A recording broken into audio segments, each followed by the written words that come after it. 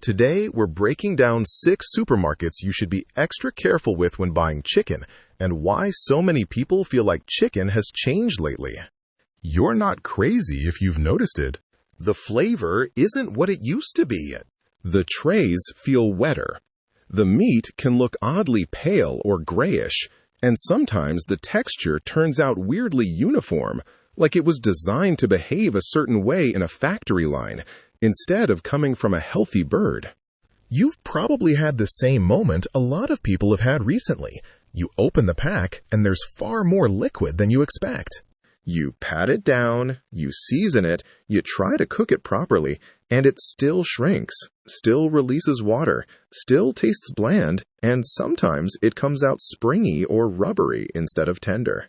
In some cases, it even smells not quite right sooner than you'd expect, even when the date says you're fine. That's the part that messes with people. It's not just disappointing. It makes you second-guess what you're feeding yourself and your family. Now, quick but important point. This video isn't telling you every single pack from these supermarkets is unsafe, and it's not about stirring panic. It's about patterns. The kinds of chicken most people buy, the standard ranges, the systems behind them, and the warning signs that keep showing up across price-driven supply chains. We're looking at the things that matter: welfare compromises, quality issues, how marketing language can hide the reality, and what to do if you still need to shop on a budget. We'll go through the 6 worst supermarkets for chicken based on the kinds of concerns that keep appearing: shortcuts, recurring quality complaints, and the risks that come with high-volume, low-cost chicken production. Then, at the end, I'll tell you where you're more likely to get better chicken, plus the exact labels and cues to look for so you can spot the better options even when money is tight. Because once you understand what's going on in the poultry world right now, you stop blaming yourself for messing up the cooking. A lot of the time, it's not your technique. It's the product. Number 1. Asda. Asda is where a lot of people go when they're trying to make the budget stretch. Big packs, familiar deals, chicken that looks like it's priced to save the week. And on paper, it makes sense. But in real life, this is where the trade-off often hits hardest. The first red flag people mention with Asda chicken is how it behaves the moment you open it. The pack looks normal, then you tip it out, and the tray floods. You end up doing that little dance in the kitchen: drain, blot, drain again, blot again. And even after all that, it still cooks like it's holding on to water. You put it in the pan, expecting a sear, and instead it steams. The outside won't brown properly. The texture turns soft before it turns cooked. That's not just moist chicken.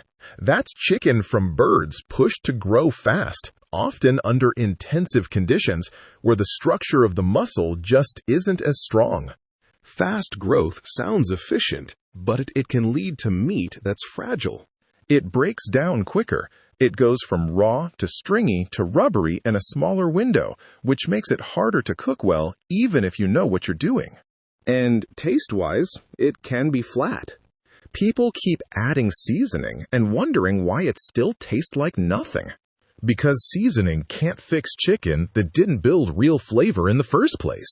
Another issue is trust in basic handling and labeling. When a supermarket has to pull a chicken product because dates or packaging info are wrong, it hits differently.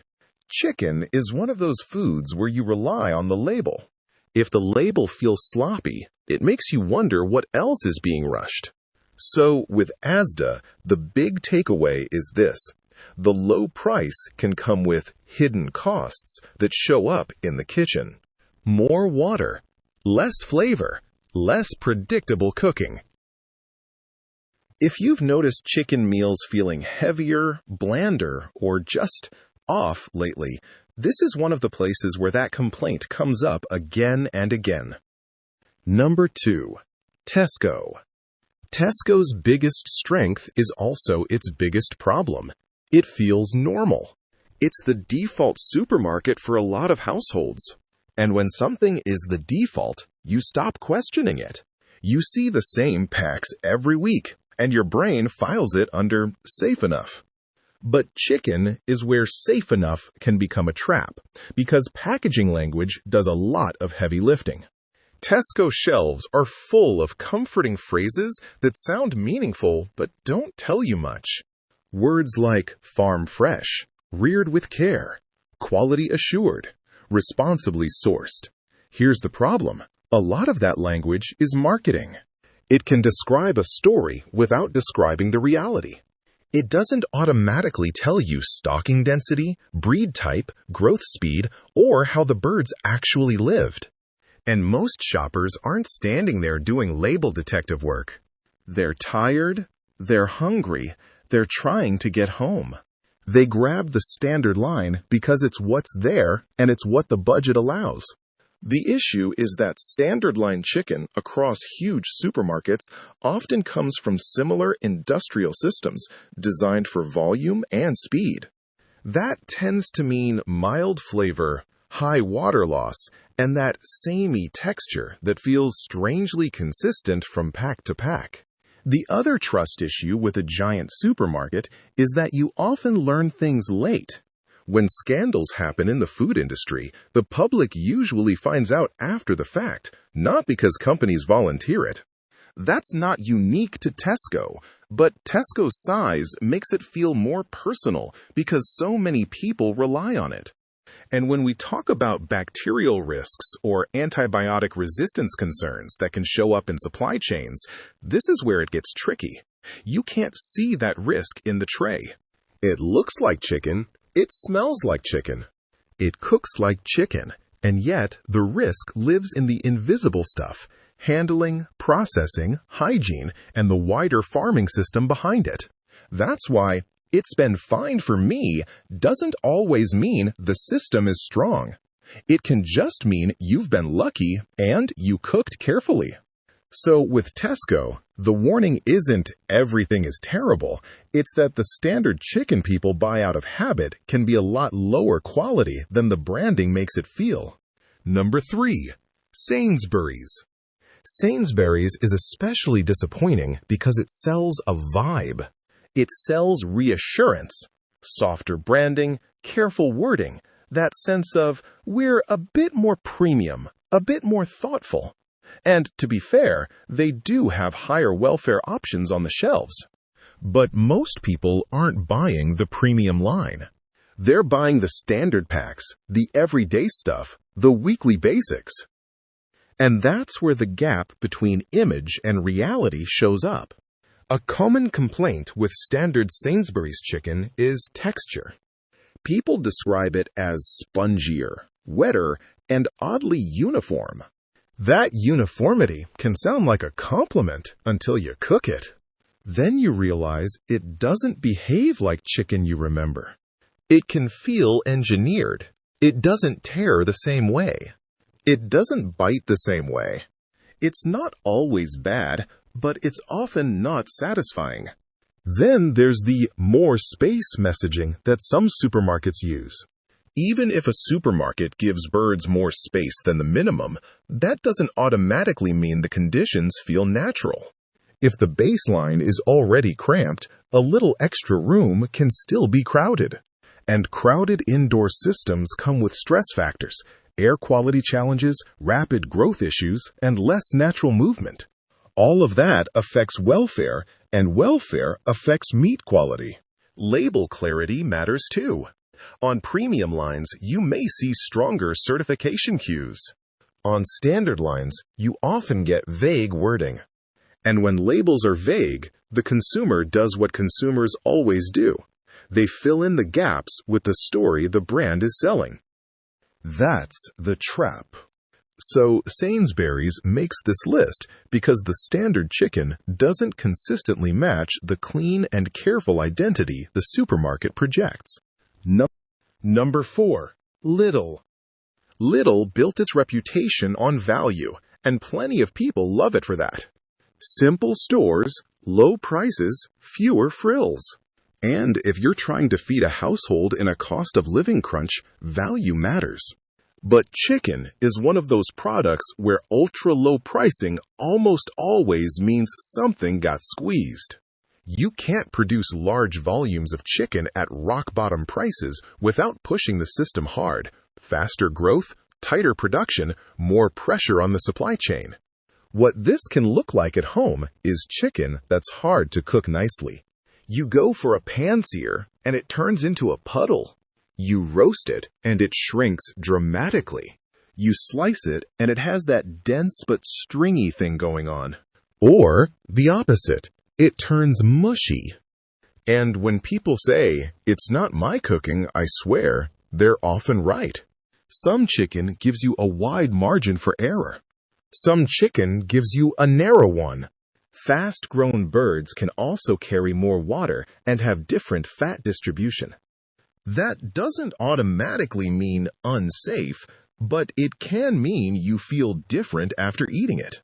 People describe it as heavier, less clean, less satisfying.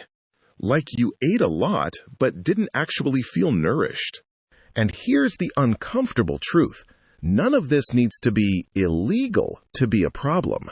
A system can be legal and still produce food that's lower quality, more stressful for animals, and less enjoyable for you.